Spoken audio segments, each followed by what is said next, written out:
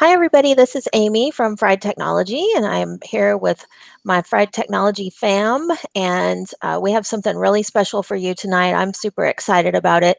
This is Amy So, from hold Technology. on, I'm talking in another tab, which is very distracting. Let me turn me off over there.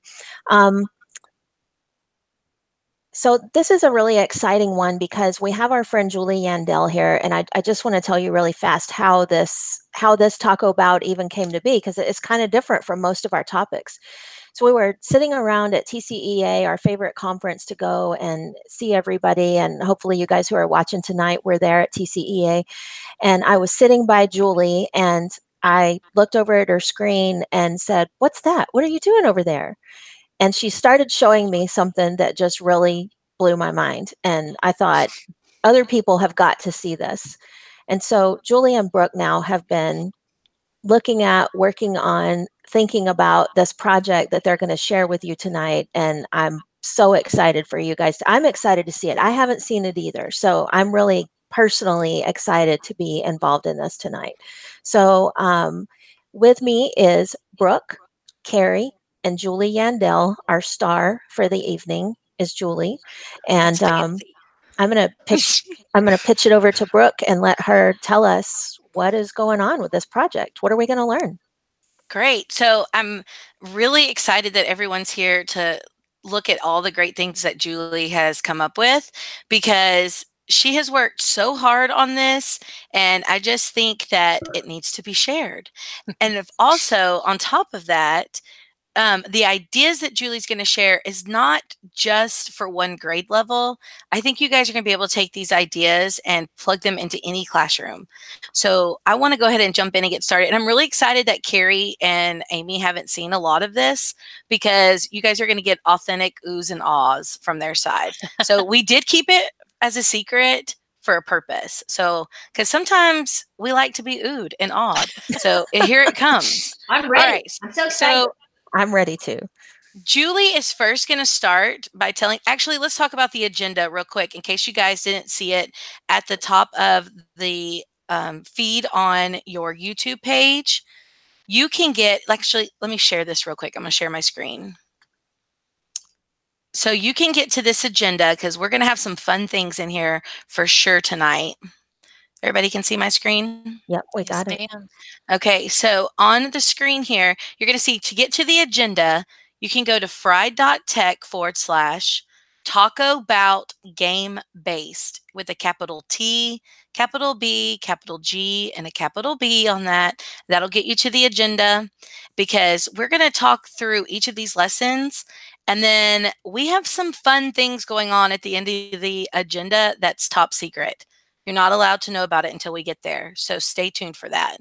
All right, Julie, go ahead and get us started talking about your very first one, which is how you developed paragraphs with correct and necessary details. Yes. All right. So let me get my screen ready here. And here The we pressure's go. real, First of isn't it, all, Julie? I know it is. Thank y'all so much for having me, by the way. This is very exciting. Well, thanks for being here. Okay. So can y'all see my screen? Is everything Yes. good? We can. Yes, it looks Okay, great. perfect. All right. So I wanted to do something where, first of all, let me back up. This was created initially for fourth grade writing teachers. There's not a lot of technology support in regards to fourth grade writing, because it's a lot of paper pencil writing, preparing for that STAAR test. And so I wanted to build something for teachers that they could use as a part of their like balanced literacy, if districts were doing that, just kind of a technology component within Writer's Workshop. And I wanted something that students could do, some of these assignments that were self-grading. That way teachers could pull students if they needed to, but then other students could be working on these assignments. Are y'all with me so far? Yes. Yes. Good? Okay. All right. So this first one that I came up with, I gave the students 6 sentence strips, which you guys can see here, and they drag them over, and they have to put these sentence strips in order to build a proper paragraph. They're only using 5 of the sentences, though. I wanted there to be a distractor.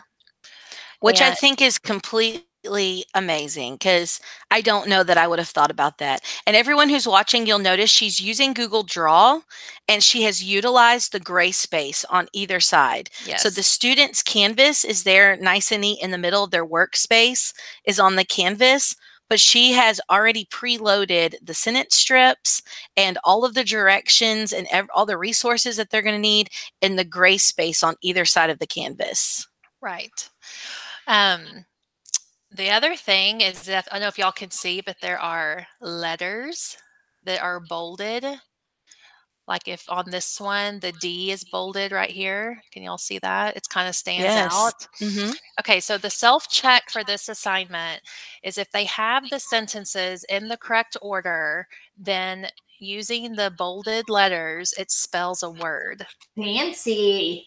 But I've got 6 sentence strips. So I put it together where they could build possibly 2 different words, one word being correct and one word being incorrect. Because I didn't want students just looking at letters and just trying to figure it out. And so once they get their sentences in order and they have their word, they click here and it takes them to a Google form. And they type in their word. So if it was incorrect, it's going to say, whoops, go back and try again. So then they would go back. But if it's correct, the red box goes away. I use the response validation. And then hooray, you got the correct mystery word. On your STAAR review, mark practice 9.1 with the shape that is posted here. And the shapes we will talk about here at the end. Yes, you guys remember that purple circle because she's going to tell you why that purple circle is there in just a few minutes. Yes. So that was the idea behind this one. And I did a couple of different exercises the same way, again, where they're just kind of building these sentences. They're looking for these mystery letters, but then they're trying to put the paragraphs together correctly because our students like to add a bunch of fluff to writing sometimes. And I wanted them to make sure that they were using the necessary details to build their paragraphs. Yeah. So are you guys don't you just love the fact that the distractor sentence is in there and that the word still makes sense? I think it. that just adds a whole new level of challenge for our students because I am the student that probably would try to figure out what word is being made Right. in those letters if I figured that out and then would move them around until I got a word and I would be so confident that I was right without reading the sentences. So I love that the attention to detail was there that either way you're going to make a word, but there's only one that's correct. And I love that they can self-check automatically without having to enter. I think that's huge. And we'll go into this kind of towards a little bit later after I show y'all some more. But the idea was that these exercises, like this one that I just showed you guys, these are meant to be like quick 5 to 10 minute warm-ups for the students. It's not meant to take over the entire classroom instruction. It's just meant to be a component with what the teacher is already doing in the classroom. Yes. Very nice. Great.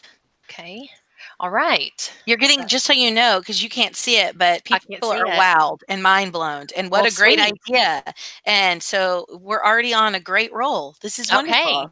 Okay. Shall we move on to the next one? Let's do. So wait, there's more. There is more. For only $9.95 and your credit card number. This next one is for free. It's for free, guys. Here we go. Okay.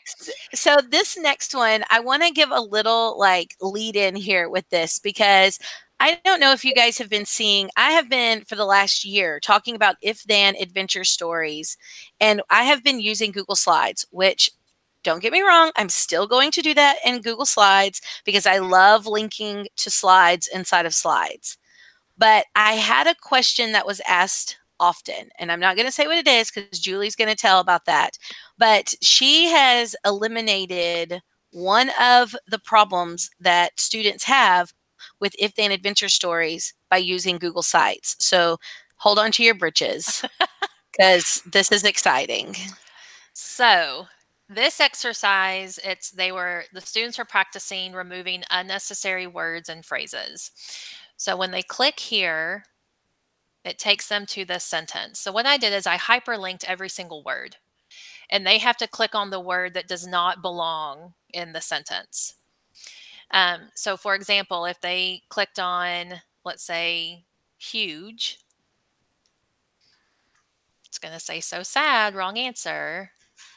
And then they click here and it takes them back to the sentence. The word that actually does not belong in this sentence is the word big, because putting big and huge together is redundant. And our students really struggle with redundancy in their writing. So when they click on big, it says correct. Love it. And then they get to click here to go to the next sentence. Originally, I had created this in Google Sites. But the problem is that down here, you'll always have, what's it called? The progress bar. The progress bar, where they can just skip from slide to slide. And I didn't want students to have that. I wanted them to not be able to go forward until they had clicked the correct word or phrase. So I put it into a Google site and made all these different pages within the site, but just hid the pages from navigation. I mean, just clapping. Ooh. Just clapping. Like, just thinking of hiding the navigation alone is just a whole new level of thinking of how to utilize Google Sites as a lesson-based activity. It's just so smart, Julie. It really is. It is. Sites is probably like, I know a lot of people, especially like, Brooke, like you love Google Drawings. Google Sites is probably one of my favorite tools. And I don't think it's utilized enough within lessons. A lot of teachers will use it for like their websites, and students can build portfolios, but there's so much you can do within building lessons within it and hiding pages from navigation. And, you can password protect and do all kinds of stuff for that the students have to go through. So this lesson, I utilized again Google Sites. And so on this one, when they click on the phrase, yes. And again, so each of these like memes are its own separate page that I would just relink.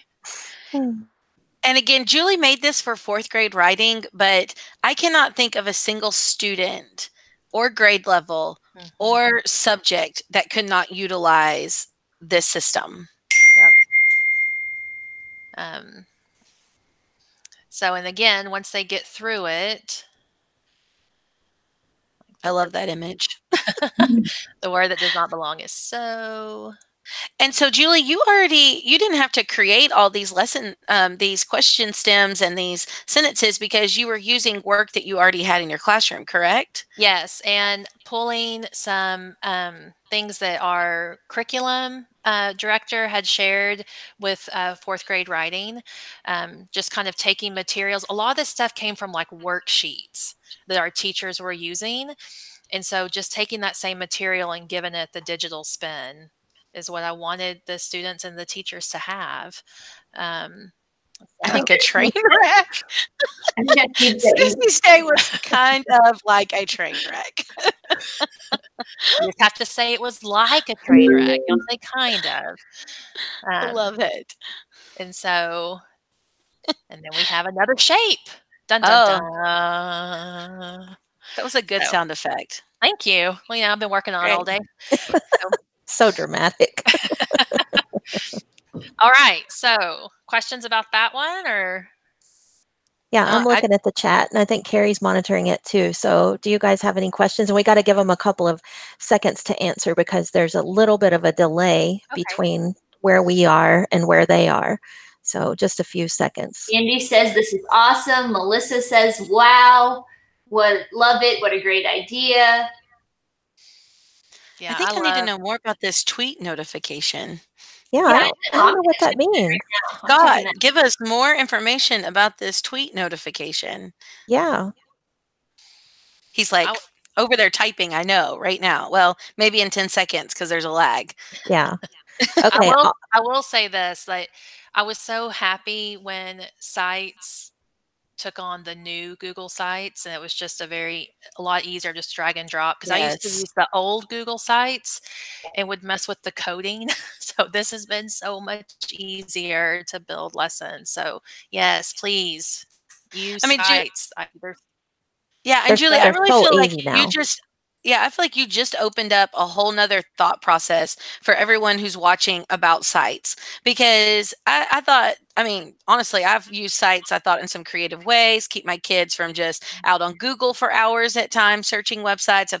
I've held their projects, I've made it a digital hallway. I mean, I just know that we've all been using sites for a long time, but just using it for this interactivity is a whole new level for me. It's something that it's never even crossed my mind. Yep. Hide I those just think pages. it's great. Just hide the pages in navigation, then just link, different things to the different pages. That way the kids have to really kind of search through it and do the work.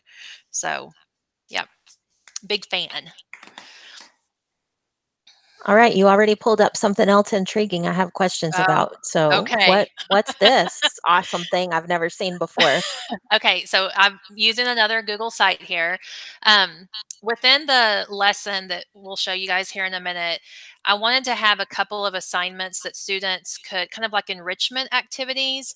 So if kids had already finished all these other STAAR practices, and they would have something that they could also go and work on, maybe for like your higher level or your GT students, if you wanted to push them a little bit. So what I did is I am utilizing the prompt generator that Ian from birdseed.com, Ian Bird, has put out there. I emailed him and I was like, can I please put this in this site? And he was like, yes, absolutely. And so what the students do, and you'll see up at the top, like I was like, before you get started, make sure you have a few sheets of notebook paper, because I know a lot of our students that they do not test online. They still need that paper pencil practice. But what they will do is they will choose. I have them choose like 5 different emojis. It's just a generator. And then from that, they're building an expository prompt. So the example that I have down here for the kids is they have these 5 emojis that popped up. And so I wanted to make sure that they understood, like, it's a mouse and the trash and transportation, ice cream, the poison face. And then I gave them some suggestions of what they could write about based on these emojis. So again, it's really kind of pushing them to think outside of the box. So with these 5 that popped up right here, I said, you could write about a type of animal that makes a good pet, and then talked about the specific details they could include in that expository essay. And then gave them some writing tips at the end.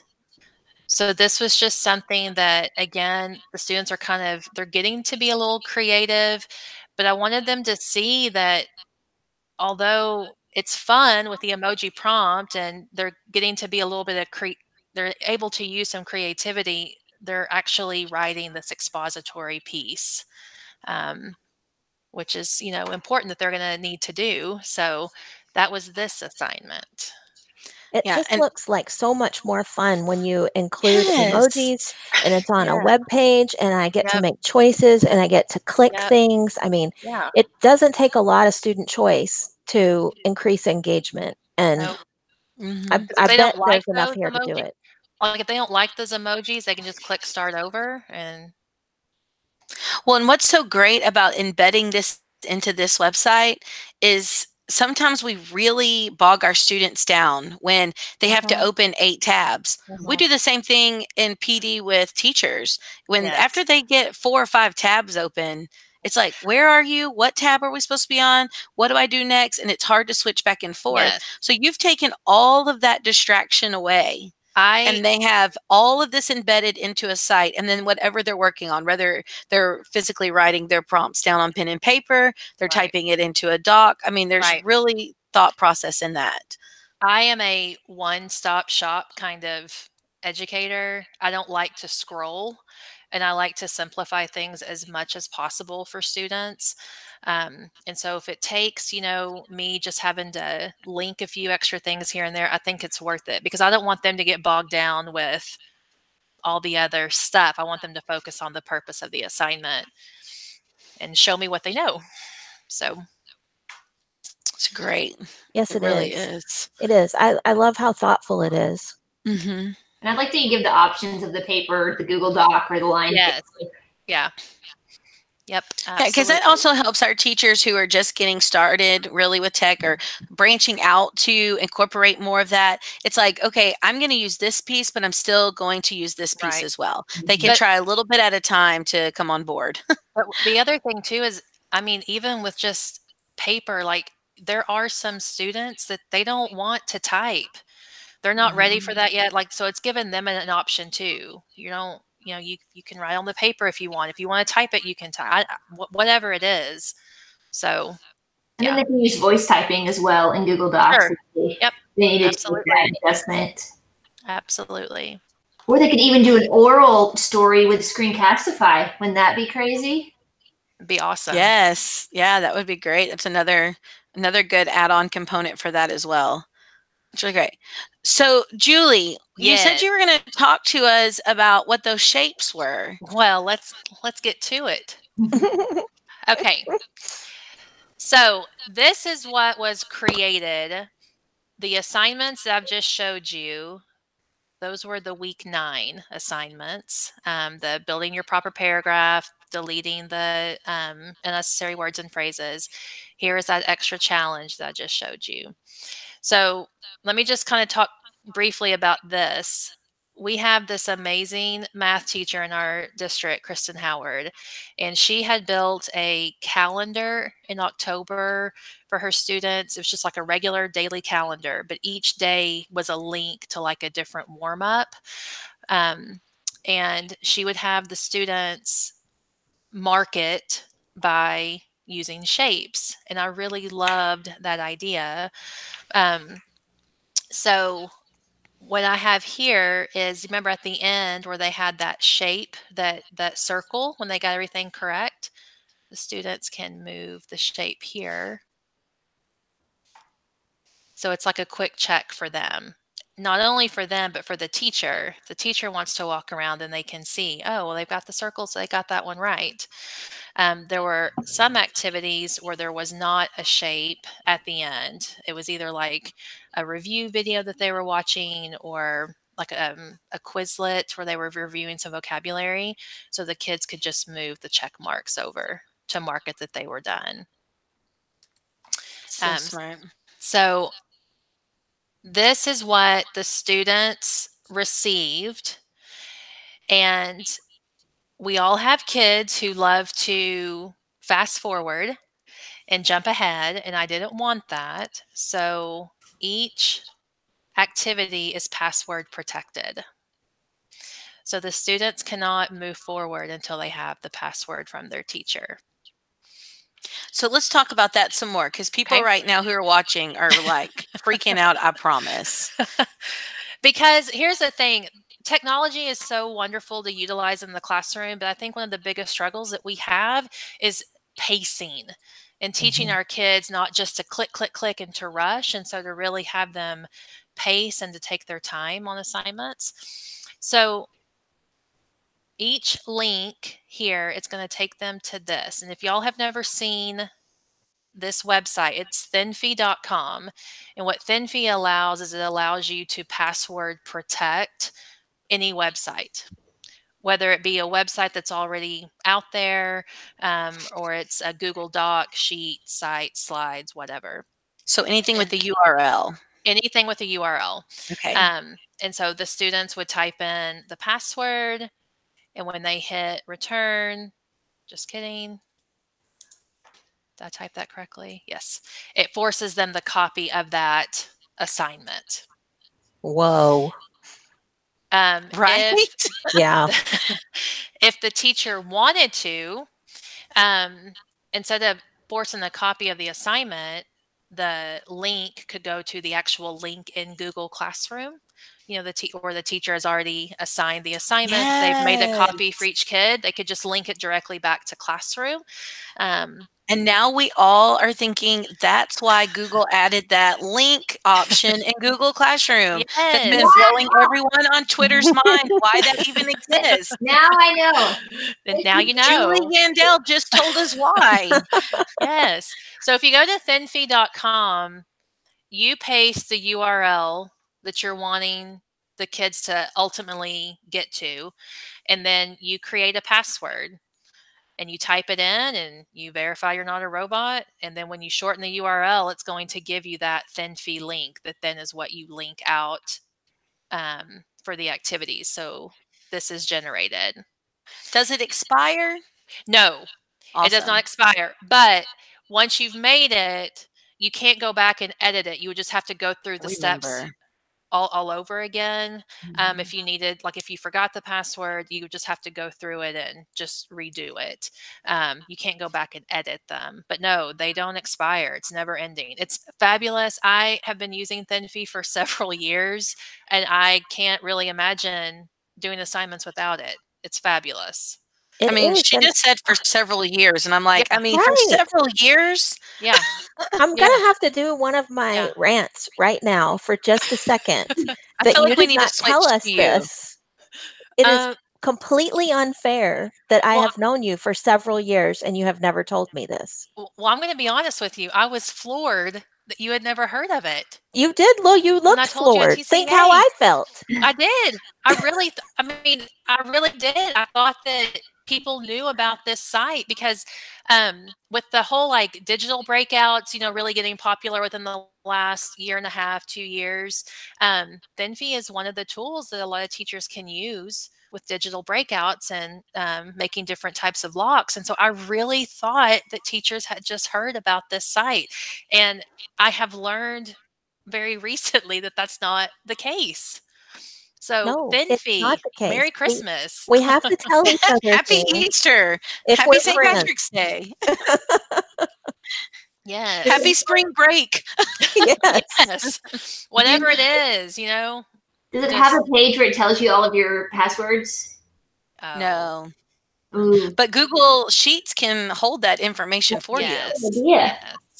Yep. And you can password protect your Google Sheet in case you're that afraid. So for this activity, what I did is that it's the same password. The password changes each week. So the kids are using the same password for each activity, but it changes each week. That way, if this teacher was assigning this as a station, then the students would just need the password for that week. They could work through the assignments, and then, they couldn't move forward until they were given the password for the next week.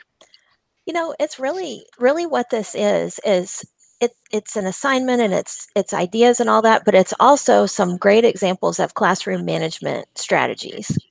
Yep. And creating those checkpoints that most students need. I think it's very important, the whole idea of like small group instruction. And when teachers are pulling kids, it's that, well, what are my other students going to be working on? And so trying to come up with like engaging activities and things that are self-checking, like the activities I showed you guys, where if they're getting everything correct, they're awarded this shape. That way teachers aren't constantly having to check if the students are going through the activities, and they're going to know if the student's going to know if they got it correct or not. Yeah. So love it. Okay. So many good ideas. So many. And I don't think due to the nature of the group that is watching live tonight, I don't think they're going to have as many questions about how to do this as some of our other viewers later on might have. Do y'all feel like there are any critical components to this that you want to show really quickly how to do them?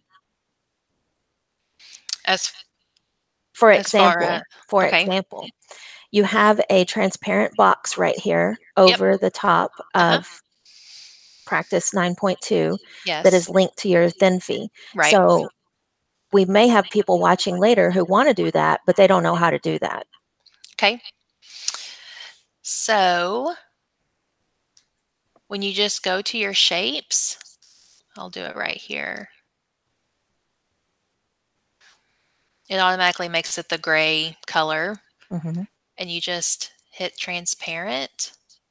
And then I also do the border transparent.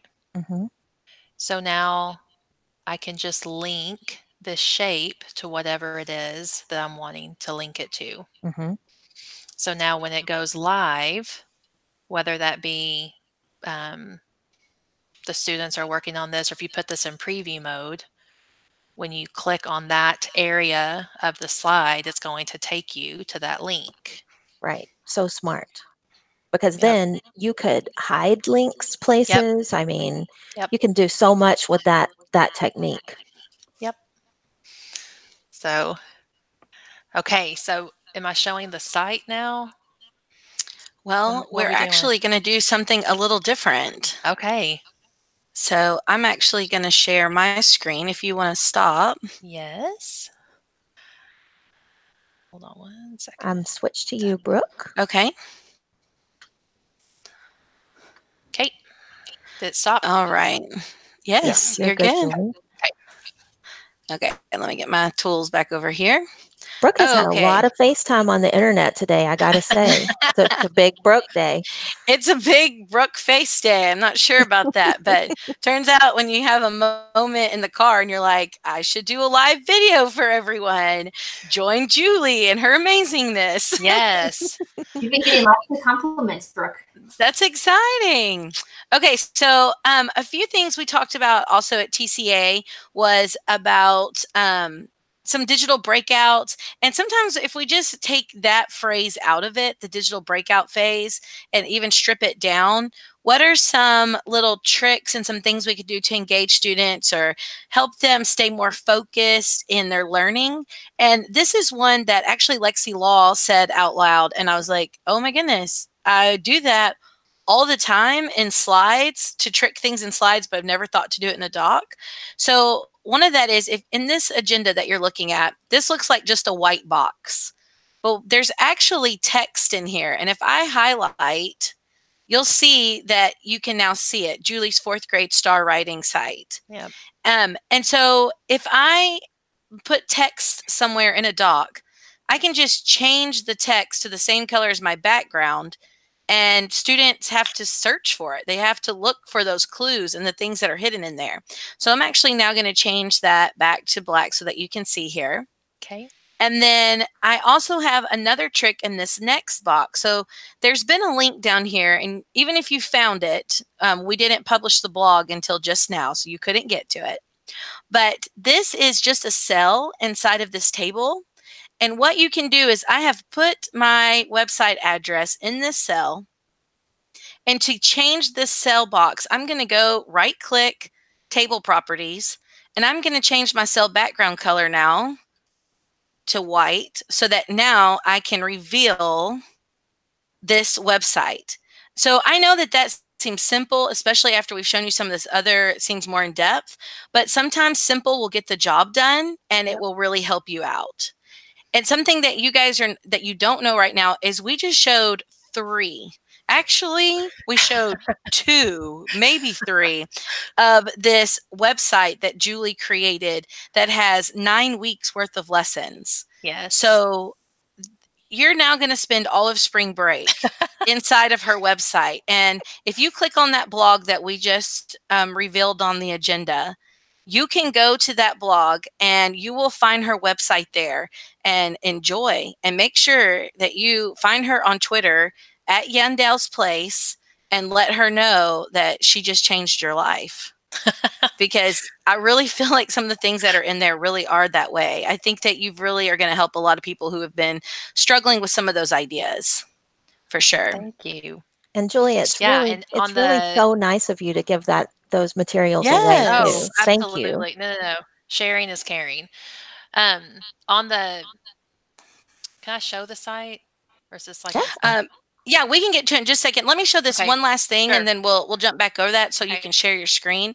So as you guys who have watched before know that you can get your PD credit for this hour of watching the webinar. So if you go to friEdTech, right here, this link that you see /gamify-edu, it's a form, and as you fill it out, but it's going to ask you for the password. So this is an add-on that I recently came across, and it's called Doc Secrets. So right now it looks like I've just highlighted this word, but actually this word is being protected. And unless I give you the password to my Google Doc, even my friends who, Amy and Carrie and Julie, have permission to this agenda, but they can't see this green mark until I remove it. I can't. I'm over there trying to right now, and I can't see it. No. So now that I have, and they have editing permissions to this agenda, they have everything to this agenda, but they can't do anything to it. So I have to give them the passphrase. And so once I start my add-on, again, that add-on is called Doc Secrets, and I enter in my passphrase, and I just want y'all to know I just panicked that I couldn't remember what it was. And I hit start here. It now shows me, I hope you guys can see it. It's going to open in just a second. You're going to see the green that's up here. I can then choose to click on any section of my document.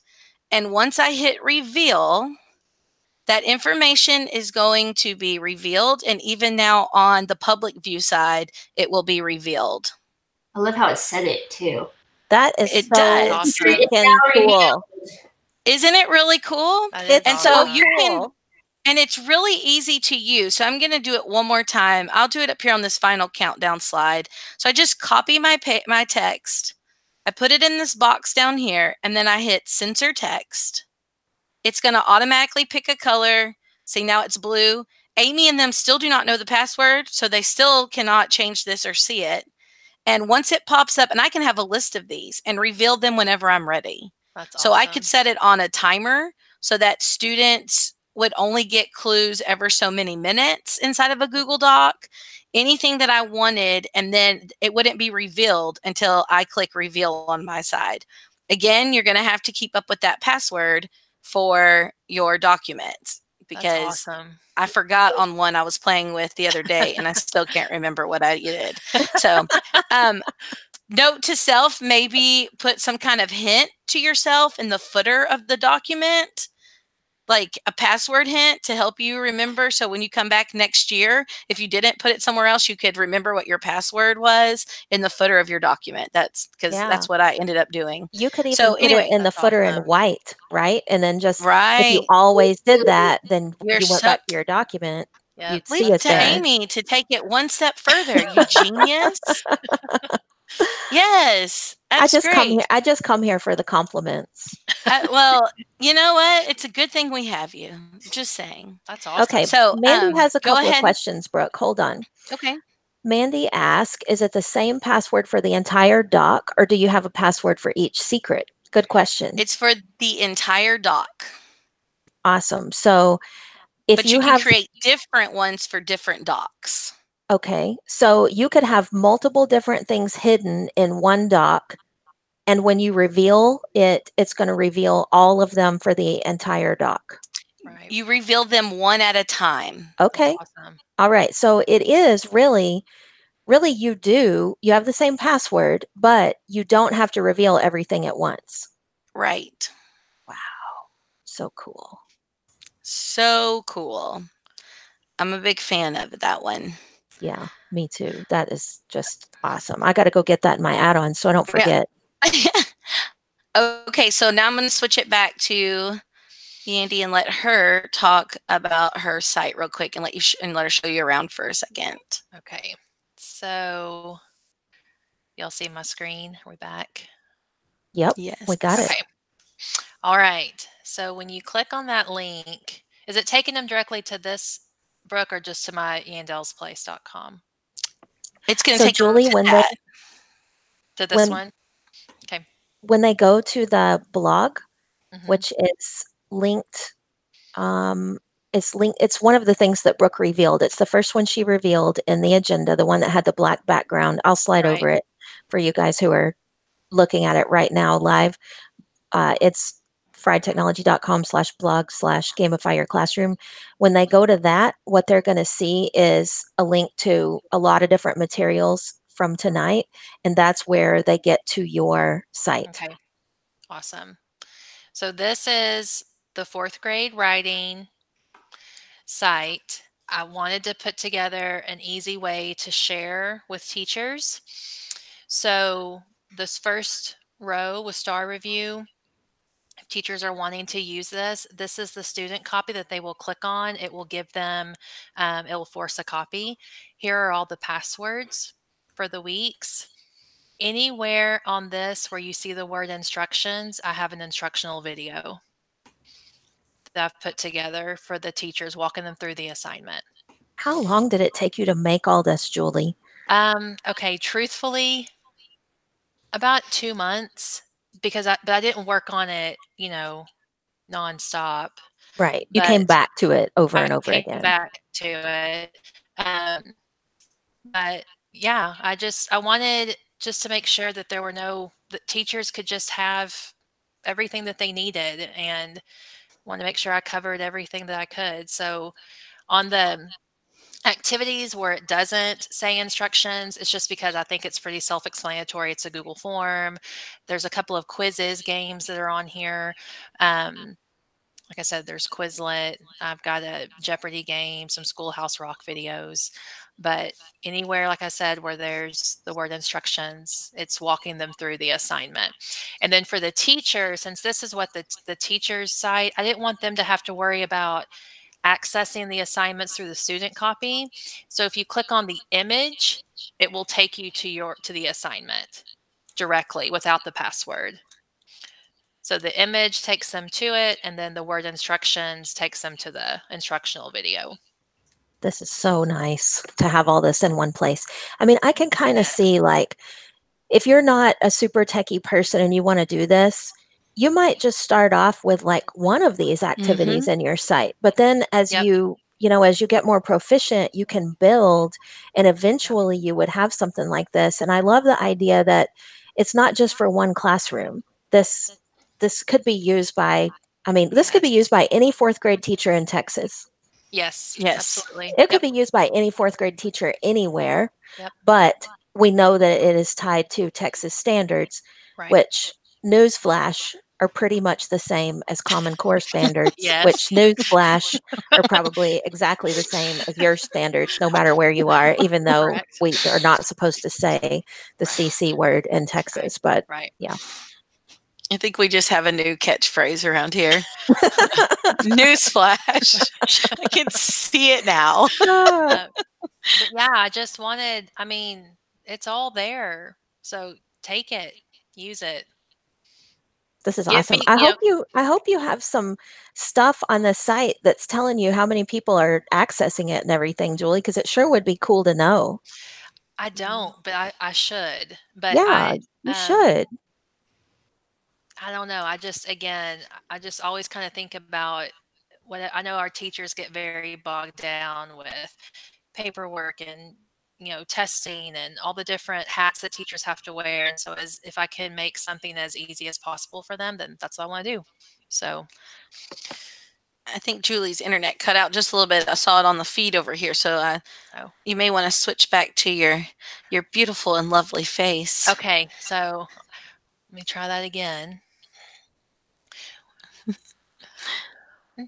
Well, I just want you to know, everybody over here in the chat that is talking, they're very excited. They are very excited. And I understand, because I've been just oohing and awing for, well, months now. So I'm just so glad you came on and are tacoing about this with us, because it's great things and very useful, helpful right now information for everyone. Well, thank you. I enjoy it. So it looks like, in case you guys want to know, we will be back for another webinar on April 4th, and we are going to be talking about Wakelet. And if you are not using Wakelet and you haven't heard about Wakelet, please join in. I have to admit, I'm fairly new to the Wakelet train, but I plan to be a conductor very soon because I love it and I'm ready to use it. Okay, Brooke, you got to tell me a little bit more than that about what it does. What is Wakelet and why do I want it? And I'll jump in too and share my. Okay, so the main reason that I fell in love with Wakelet the moment James from Wakelet was talking to me is because I have always been a huge fan of some other products and that curate my information so that my links are all in one place and I can share them out and I can send them out. Some of those are now major paid sites. Some have gone completely away. And I just really feel like this one, he told me that they're planning on it remaining free for education. And I love that I can put my tweets. I can add tweets of other people in there. I can add a PDF. I can add an image that I want to talk about. I can put any type of writing document, any URL in one space with a certain name. I can share it. I can put notifications on it for if somebody else takes it or shares it or wants a copy of it. I can track my following. I can give it to people who are not even using Wakelet. You can have collaborators now. You can have collaborators on it. There's an extension and there's a phone app on iOS and Android.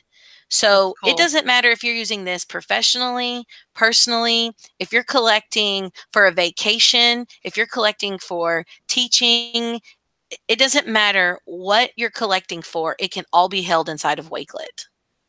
And you can make custom images. So for instance, I had some Google Forms I put on there and I didn't want the Google form to show. So I made a custom image inside of Google Slides and downloaded it as a JPEG. So I have all these custom images that I have created as well. So it will make a preview for you, but if you want to be super fancy, you can make custom images for it as well. Okay, so I'm picturing kind of like s'more combined kind of with, what was that thing that? TAC, right? Combined with, there's another product where you bookmark things. What's that one where you used to put all of your bookmarks? Bookmarks are also inside of Wakelet. You can just use it for bookmarking as well. It's a separate section, but it keeps all of your bookmarks for you as well. Wow. I mean, I'm Wakelet and put custom headers in there too. And so it almost ends up looking like a portfolio website for each Wakelet collection that you make. That's awesome. Yeah, okay, it really but we is. can't talk anymore about it. Okay, sorry. We need you to show up April 4th at 8 p.m. Set your clock, set your reminders, fried.tech/Taco Bout Wakelet. I'm excited to learn more about that. I really truly am. And we're going to have some other guests join us from our friEdTechnology team who have been using this and curating their ideas in Wakelet for a while now. So you're going to see some amazingness again. I'm really excited. I am too. And I want to go back and look at the questions just for a second before we sign off tonight. Jamie Beckham says, Julie, when will you get to train the reading teachers instead of us using another company whose name I will not say on the air? My kids totally prefer this stuff. Well, Jamie, I'll come meet with you. We can build some stuff together. All right, then. You got it. Look what you get when you ask in public like that. I know. It's a really good strategy, Jamie. Very smart. Yes, Melissa, Live Binder. That's one of the ones I was trying to think of. So Wakelet sounds like it kind of combines and even replaces a whole bunch of other tools that have kind of like gone by the wayside. Right, Brooke? Yes. Mm-hmm. So Daryl just asked us a question as well. And this is something Julie and I actually planned to talk about, and we forgot. He said, how do you prevent students from sharing passwords and answers to your challenges? So we talked about this in length because we're working, I should say, I'm just like throwing glitter at Julie on this other project that she's working on. And we've talked about this password thing a lot because we really want them to work for it and the answer options. And I really think it just comes back to classroom management, what you've already been using all along the lines of don't look at your person next to use paper, computers. I've always found that the bigger deal you make out of it, you know, like this is a super secret and you worked hard for it and you don't want to give that away. And we talked about also making little Cards. slips. Maybe you laminate them or you put them on a popsicle stick or put them on something fun and you tape the answers to the bottom of it, and they take that password back to their desk, secretly type it in, and then bring you that object back. So they only get the passphrases here and there when you're giving them out one at a time, so that they're doing it almost secretly. And you, especially in elementary, that's easy to make them ninjas and talk about sleuths and, you know, all that fun thing. So I think it just comes back down to that classroom management and how you present it to the kids. And then, you know, the thing that with the 4th grade writing that was created, that was just a 1 password per week. So it was, you know, the teacher could just write up on the board or share it in classroom for that week. And then, like I said, the kids, they can't go any further until they receive it. But then there are different activities where there might be a little bit of a competition and you want to keep it that secret. I'm really excited about that. So, and the competition thing will even work in secondary. Yes. We used to play this game in my classroom. It's called Fly Swatter game. It's very sophisticated. You have to have 2 fly swatters to play this game. And we would play it with vocabulary. I started it when I was teaching French, and we would do it with vocabulary, you know, like I'd say the French word and they had to fly swat the English word, and whoever's fly swatter got there first, you know, like you can see you have 2 different colors and you could see it. And my high school kids, like seniors in high school, would beg to play fly swatter with vocabulary. Yep. And I'm like, you know, it's just a fly swatter. You know that, right? But they just loved it. High Sharon, school kids, oh, sorry, high go school ahead. kids love that, and high school kids, they love stickers. So anytime they have to come up and get something from you, like they're all over that. I think people kind of forget that sometimes about secondary kiddos. Yeah. But Yeah, that they're still just kids and big people bodies sometimes, but still just kids. Yep. Okay, Sharon reminded me of something, as she always does. Thank you, Sharon. There is a webinar coming out on March 12th at 8 p.m. from Screencastify, and it has been announced on all of our social media channels. And I hope that you guys, especially you guys who are here, who I know are leaders in instructional technology, many of you, please share that link with your teachers. It is all of the details of how to make subplans using Screencastify. And I feel really strongly that it's something every teacher needs to see and know about. And so make sure you share that information with teachers. Will you guys do that? Yes. Awesome. Thank you very much. Yes. Well, Julie, you're still getting some love over there in the chat. Yes. This is the most active chat we have ever had during I a Taco agree. Bout. For sure. Yes. Awesome. By far, it is the most active one. So does anybody have anything else to say before we sign off for tonight? Because if you're holding some super top secret tool that you haven't told me about, I'm going to be really mad later on. Anyone? It's kind of like in a wedding. You get one chance to say something, and then after that, you're in trouble. You know? Okay. No, I guess not. Okay. Well, thanks so much to all of you guys for joining us tonight. It was super fun for me too, because I didn't really know what was going to happen. I hadn't really seen all the materials, and it's just so fun to be an audience sometimes and get to see that. So thanks you guys for joining. Hopefully you will join us for the next event we have, which is Screencastify next week. And the code to get your certificate and the link to get your certificate is in the agenda, so don't forget that.